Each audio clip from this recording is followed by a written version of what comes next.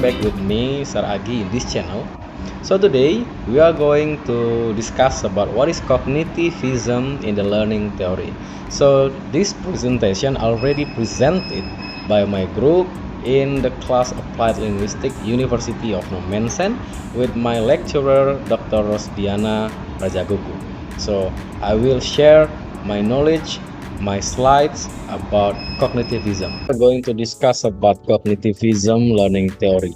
So with me, Sir Agi, Sir Sohan, Sir Richard, and also Miss Nian. So first, what are the main principles of cognitivism itself? So cognitivism principle intend to optimize how adults learn and understand, to think about, integrate, and processes the new information. The new knowledge adds to the familiar knowledge in the memory of adult learning. So there are 6 principles. First is learning must be purposeful and focused. Second, learning must be self-directed. It means we give freedom, direct freedom to the students, but we as a facilitator need to supervise them even though we give them freedom. Third one is learning must come from analysis to discovery. So it means analysis something and then discovery. And then fourth one is organizing information. Fifth is long-term memory enhanced by enabling students to organize and encode learning material. So the sixth or the last is curriculum content must be well sequenced and understood in the context of the bigger pictures. So next, what is cognitive learning in the learning theory? So this learning theory concentrates on helping students learn how to maximize their mental ability, which makes it easier to think, learn, and remember things. To know that this cognitivism theory found by Jean Piaget. Okay, so the difference is about cognitive process. That is the main things that discussed in the cognitivism theory, rather than the behavioral theory belief that a student is a passive blank slate shaped by external cues or both negative and positive reinforcement. Like me, when I teach in junior high school, it means my students in the formal operational stage, 12 years old. Piaget was born in 1896 in Switzerland. He was the oldest son of Arthur Piaget from Swiss, a professor of medieval literature at the university in France. This Jean Piaget theory, there are 4 levels of this theory. So the first is called the sensorimotor stage, which involves learning through motor action and takes place when children are 0 up to 2 years old. In this case, for example, the baby, you don't know how to implement the logic. So for example, when a baby usually play a toy, a car, let's say, and then one time the toy disappear, so they will try to find where is the toy by grab the blanket, behind the blanket, or maybe beside the cupboard, and etc. And then there is preparation stage, children age 3 until 7. In this case, the children still cannot use the logic properly. They can imagine about logic things, but they can decide, combine, and others. So next is concrete operational stage, children in the 8 until 11. In this case, the children can imagine, can combine, can decide one thing, but it's not really good decision, it's not really good perception or combination. So this is not really well enough for children in the age until 11 years old. And the last is formal operation, the fourth and final stage. So this is the final stage in group of 12 to 15 years old. So the students or the children can think creatively, can use their logic very well. They can decide, they can combine another experience with other experience, the last lesson with a new lessons. They can make it systematically in this case. So this is mental development. Sensorimotor stage. This is the sensorimotor is not growing up yet. So the individual or baby get knowledge through the five sense or panca indera, gerak motorik. So in preparation stage, develop intelligence through the use of symbolic language, fantasy play, and natural intuitions like centration, conservation, egocentrism, animism, artificialism, and others. So this is the mental development in preparation stage. And then in concrete operational stage, first animism and artificialism are reduced and the egocentrism decrease. So the egocentrism is not really high again, but decreases. And then the use of logic and concluding a problem is more major. So they can solve the problem in daily life, their daily life, a simple problem. They can try to find how to solve the problem mentally. And then develop cognitively through the use of logic that is based on concrete evidence. So they can know that if I make mistakes, they can find the evidence, the solution, the real problem, the roots of the problem. So they can use the concrete evidence about problem.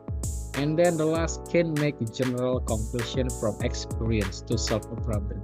Like I said before, in this stage, students can find a conclusion based on their experience.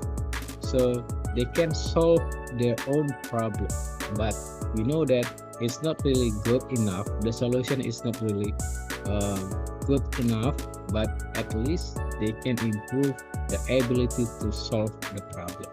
And next is formal operations. First, able to think abstractly, able to explain abstract concept in more detail. So if there is an idea, they can explain it, explain the concept, explain the idea into more detail. And then forming the ability to think abstractly with more complex understanding of logic, cause and effect. So this is cause and effect, sebab akibat. They can know the source of the problem and another problem that maybe will come after the problem. So they can use the cause and effect. What if, and another. And then able to solve problems logically and methodologically, step to resolve the problem. So there is a step by step to solve the problem systematically.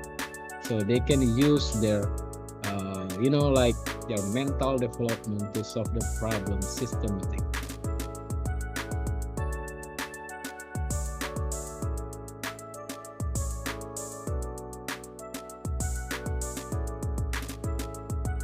Advantage and disadvantages cognitivism theory. So the advantages are make students more creative and independent. So the students can creatively to solve the problem, that they made, the environment made, or maybe they can find the solution, create the solution creatively, and help the students understand study material more easily because they are already independent. They know what to learn, they know what to do, so they can study about the material. Even we only teach them a little bit, but they will use some references to complete their knowledge, to complete their understanding. So, but the disadvantages: no theory comprehensive for all level of education, difficult to put into practice because this is a mental development. Sometimes the students have a difficulty to practice, to implement their thinking. That's why more people become overthinking, because they are difficult to implement their thinking, their solution. They can give us suggestion, but it's difficult to practice. And then, especially in advanced level. But some principles, such as intelligence, are difficult to understand, and the understanding is still incomplete. So the understanding is good enough, but it's still incomplete. It's not complete enough to solve the problem perfectly. So cognitive learning strategies include encourage active discussion about what is being taught. So there is a lot of discuss about material. If you teach about simple past tense, you discuss about simple past. You discuss how to use simple past in contextual learning in the daily life. And then guiding students to explore and understand how ideas are connected. So the students can connect one thing with another thing. Some ideas, they can connect it, become a big idea in the end of the day. And then ensuring students are able to justify and explain their thinking. They can explain their thinking, their idea about something in a systematically way. The reasoning is really good here. And then using visuals and learning tools to improve students' understanding and recall. Having students reflect on their learning experience. So in this case, the students already know how to give reflection about our material, reflection about the learning process, reflection about the problem they made, the solution they created, and none.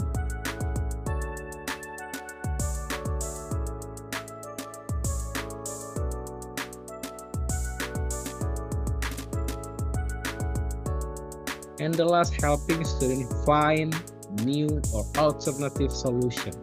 So sometimes if they have a problem, as an adult, we advise them to solve the problem in our way. But sometimes they can solve the problem with their own solution, even though the solution is not really incomplete. So we try to help them to create a good solution, a better solution for them. And you use some cognitive theory in practicing on teaching, like starting a lesson with a hook to create interest. We can use a movie, and then a video clip, a pictures, and then a mystery box, some things like that. So they can increase their motivation to learn with us. And then activating prior knowledge by beginning a lesson with a question. Like when you come to class, when you want to teach about simple past, don't try to explain simple past at all in the first. You can ask them, like, do you remember your childhood? Can you show me your old photo from your younger self? So ask them to memorize, to ask the answer about the topic, in this case simple past. So don't stop your past, explain all the things. And then there is chunking information using graphic organizer, because the mental development is better. You can use a graphic and then ask them to make mind map, to connect all the things, to connect all the ideas, the part, like a puzzle, something like that. We will meet again in the next week. Bye-bye!